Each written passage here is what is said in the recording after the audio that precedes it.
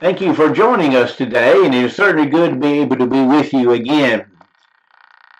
I'm sure everyone who knows anything about Jesus at all knows that he was different from anything the world has ever seen. He taught things that the world found very odd. For instance, he claimed to be king. Well, that's nothing odd, but notice he said that while he was king, his kingdom was not of this world. But then he said, to be great in the kingdom, you must be a servant. Now, certainly that is what we might call an upside down world, isn't it? But these were not just words. He showed them what it meant to be a servant.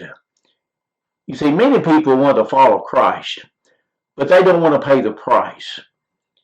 The religious world in general teaches that to follow Christ carries no cost whatsoever, that Christ has paid it all, and therefore we do not have to do anything except just simply accept that salvation, accept by faith that Jesus is the Son of God and his sacrifice, and that is done, and it's no cost to us hardly at all.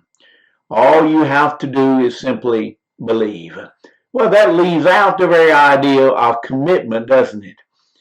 You see, we want the cross, but we don't want anything associated with the cross. For instance, in Matthew chapter 10 and verse 38, there Jesus says, and he who does not take his cross and follow me is not worthy of me. Now notice Jesus there says that we must be willing to take up our cross. Now what does it mean when he says take up our cross? Well, obviously he doesn't mean simply taking up a physical cross and carrying it around with us.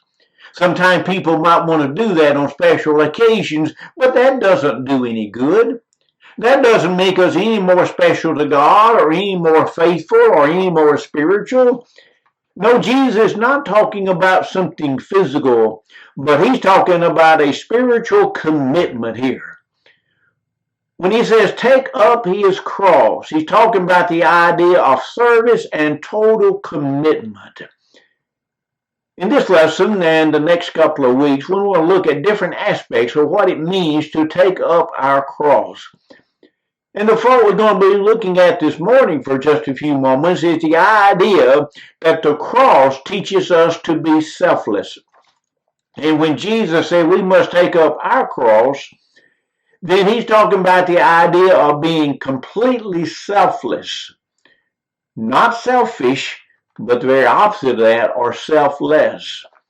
You know, when the disciples were arguing about supremacy in the kingdom, in John 13, we find Jesus gets up and washes their feet. You see, at the very time when disciples are arguing and wanting positions of authority, Jesus did the very opposite. He gets up and shows the very epitome of humility. He does the very lowliest of all service, and that is washes their feet. To wash another's feet was to admit that they were greater. And no disciple was willing to admit that. But here, the greatest of all, Jesus himself, got on his knees and began to wash the feet of his disciples. You see, in the kingdom, service equals greatness. Now, of course, that's completely opposite from the world. Because in the world, those who are great do not serve. It's the very opposite. The lowliest do the serving. But in Matthew chapter 23, verses 11 and 12, notice what Jesus says. But he who is greatest among you shall be your servant. And whoever exalts himself will be humbled, and he who humbles himself will be exalted. You see, in his kingdom, service equals greatness. That means that no kind of service to others is what we might say beneath us. We must be willing to do anything, especially if it's service done to others. Christ's death did not benefit himself personally. His whole life and death was one of service to others. The reason he died on the cross was for our benefit, not for his own benefit. He gained nothing out of it personally, but of course he gave us everything. You know, we live in a very selfish world. Even the very commercials on TV will in various ways say to us that you owe it to yourself to get this or to do this. In other words, every commercial on TV tries to emphasize the fact that we are worthy and we are worth whatever it is that they're trying to sell us. But notice the words of Philippians 2, verses 3 and 4. There Paul says, let nothing be done through selfish ambition or conceit, but in lowliness of mind let each esteem others better than himself.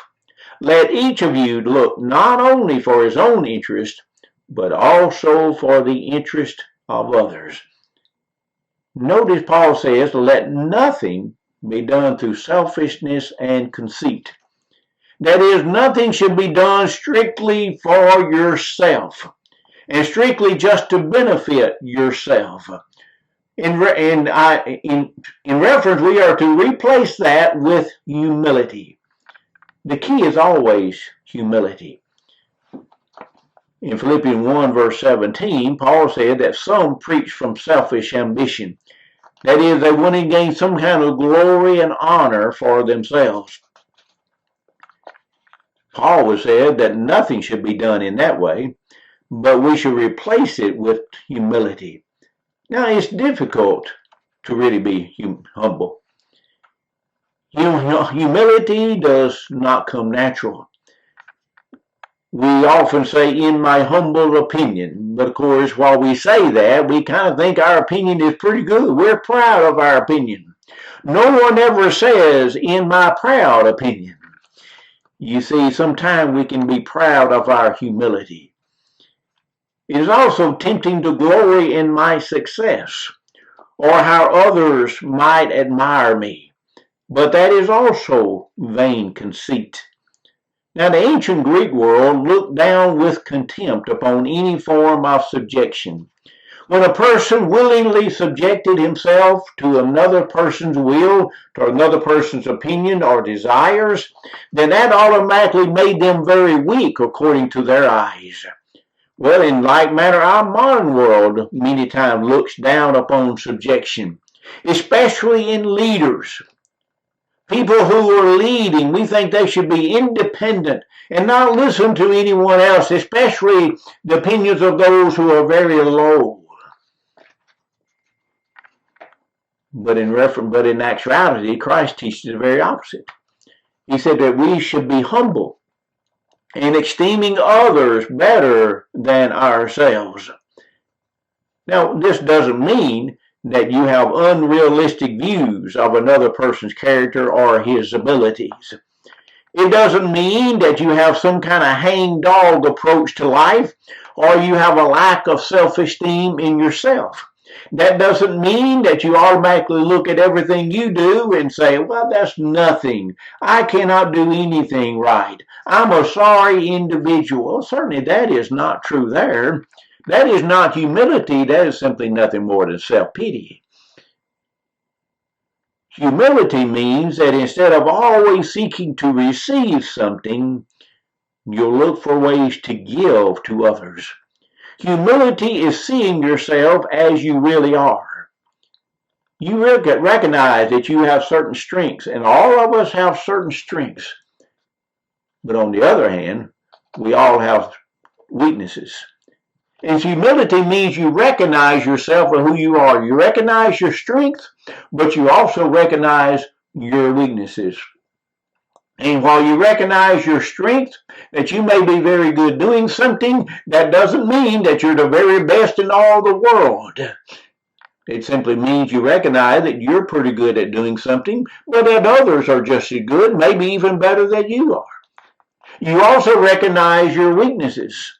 No one is good at everything. It means, humility means that consideration for others always precedes my own interest.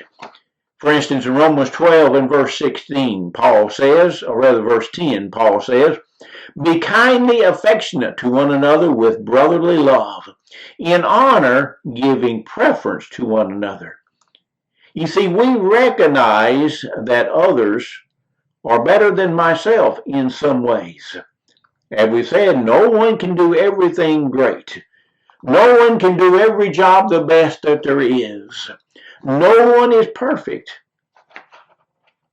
And so a servant's first interest is not himself, but others. If we're going to take up the cross of Jesus, that means that we replace selfishness with being selfless. That is humility.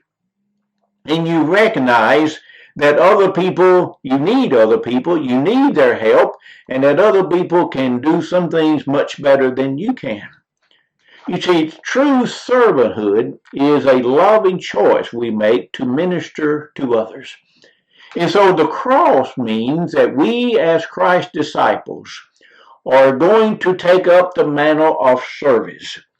We're going to be willing and even have a desire to serve others, to minister to others. That's exactly what Christ did. He lived his whole life in service to others. You see, instead of always looking out for number one, in other words, instead of always looking out for yourself and your interest, you look out for your other interest.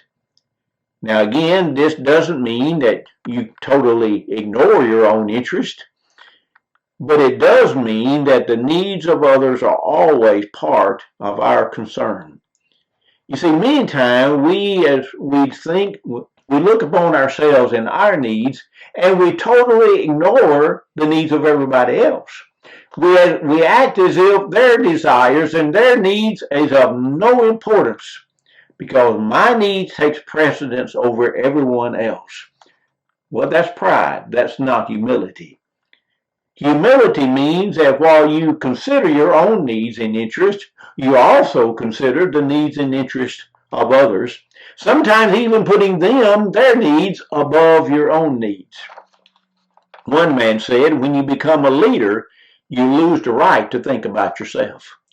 In other words, as Christians, we do not always think about ourselves, but we look about others and think about their needs and their desires. You see, take care of number one syndrome has infiltrated our churches.